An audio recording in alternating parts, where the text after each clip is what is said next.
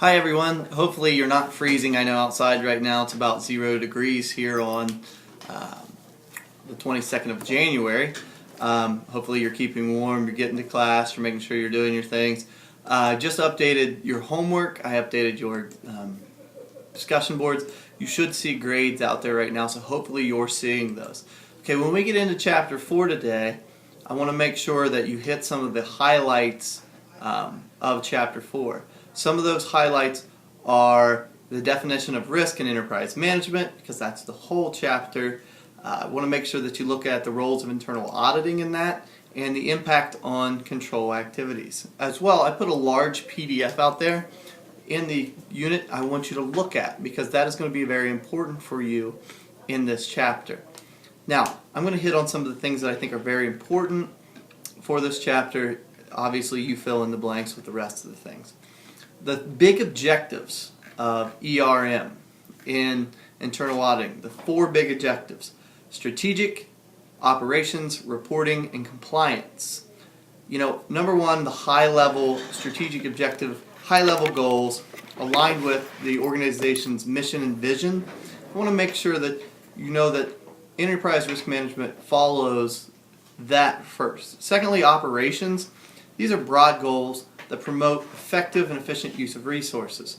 We want to make sure we're using the assets that we have to their best ability. We don't want to be using any waste that costs us money. Reporting objectives, focusing on making sure our information is reliable, both internally and externally. Without reliable data, we won't be a very good company itself. And lastly, compliance, making sure that we are in compliance with any laws and regulations that we may be seeing or we may have event. Secondly, in this chapter, I'd like to talk about event identification. Internal auditors face a very tough task because they have multiple events that happen inside an organization, some internally, some externally.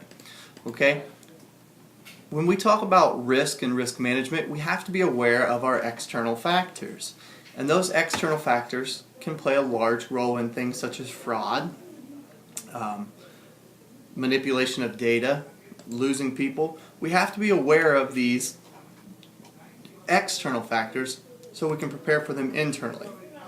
Some of those are economic events, such as economic recessions, depressions, making sure that we know that economic events outside of the company, outside of what we control, are going to play a factor in our internal auditing. Within a recession, people are a little bit harder up for money, so they may have a little bit more risk there. They may have a little bit more of a dare to commit some type of fraud. We have to be aware of that. Natural environment events, floods, fire, earthquake, those related events can mess up our internal audits itself. Social events, changing families, demographics, work-life priorities, things that change. Okay, a person who is in charge of one of our key internal auditing or key events that we audit, they may have had a socio or family change. They may not be as on their job, on the ball as they have in the past. That could lead to some slippage. Not necessarily fraud, but they can make mistakes because humans make mistakes. And as well as political events, elections, political agendas, new laws. These new laws can change and affect our place and affect how we audit internally, especially with new laws or new elected officials coming in. The Sarbanes-Oxley Act, is one of these big events, political events that happen that change the way we do things. Now again, I'm just touching on the real basics of ERM. The last thing I'd like to touch on is actually on page 15 of your book, and it is the Exhibit 4.3. I'd like you to make sure that you review Exhibit 4.3, the top-down view of ERM.